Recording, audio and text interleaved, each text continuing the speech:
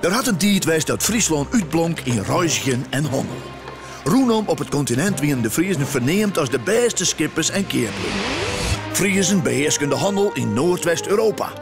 De Noordzee werd wel ontschut als Mare Frieticum, de Frieske Zee. Dat wie in de periode tussen ongeveer 450 en 900 na Christus.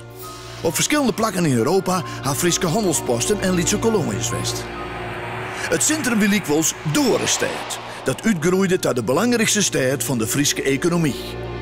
Maar in de 9e eeuw kregen ze heel tijd meer last van ongevallen door de Scandinavische Noormannen. Daardoor verleerden de Frieske handelaars haar leidende positie. Om het jaar 450 heen rekent het Romeinse Rijk in verval.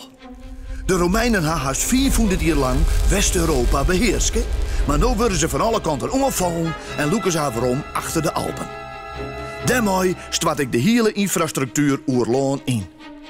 De Romeinen hielden deze routes onder controle, maar nu de dieken en paden net goed meer onderhouden worden, verplaatst de handel hem naar het water. Alleenig over rivieren en zeeën kunnen nog lange reizen maken worden.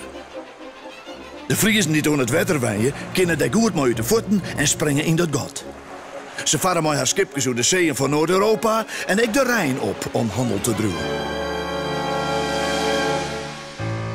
De handelsreizen van de Friesen worden vaak wieken en er wordt maar lietse boten vinden.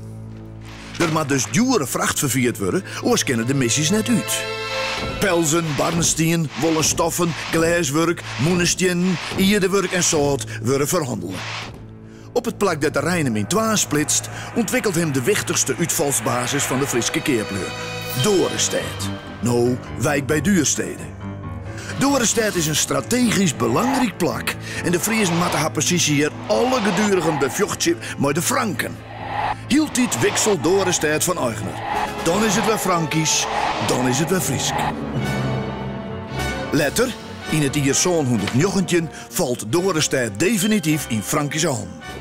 Qua daarna krijgen de Franken een nieuwe keizer, Karel de Grote.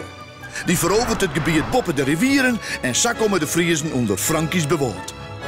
Karel de Grote liet hem keizer van het Westen nemen. Correct in die tijd bereikt de Frieske handel dikwijls zijn grootste bloei en wordt de Dorestad hield die grutter. De Friesen loeken dus wat profiet uit de situatie onder de Franken. In Noord-Engeland, Zweden en bij de Rijnlands zitten echte Frieske kolonies. En om te Friesen zoveel doel haar oer skipveert, worden ze door de Engelsen zelfs vregen om haar oorlogsvloot in de Noormannen op te zetten. Maar diezelfde Noormannen maakt uiteindelijk een eind aan de Frieske zeemacht. Dat bad als Karel de Grote stjert in 814. De Noormannen willen profiteren van de aannemende macht van de Franken en doggen hier invallen. De naam Dorestad wordt keer op keer plonderen en platbrand. Als dat in 863 voor de zoveelste keer bad, wordt de stad net weer opgebouwd. De Friesen verliezen haar dominante rol in handel en skipveer. In later dagen krijgen de Friesen nooit weer zo'n prominente positie als in die tijd. Maar de band tussen Friesland en de zee bloeit sterk. Omtrent het jaar 1000 bloeit de internationale handel weer op. Om het vier in Rusland binnen Frieske munten uit die tijd van. En dat wijst op intensieve contacten. Maar de tijd verschoot het zwettepunt van de Europese handel.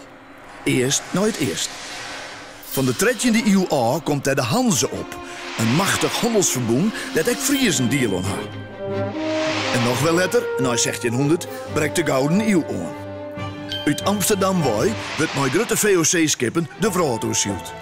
De Frieske skippers varen in dienst van deze redens op haar oude routes naar het Eerstzeegebied. Pas in de 19e eeuw zal de handel oer zee definitief ophouden. Joer te dag varen de Friesen vooral nog in plezierbootjes door de Frieske Marne.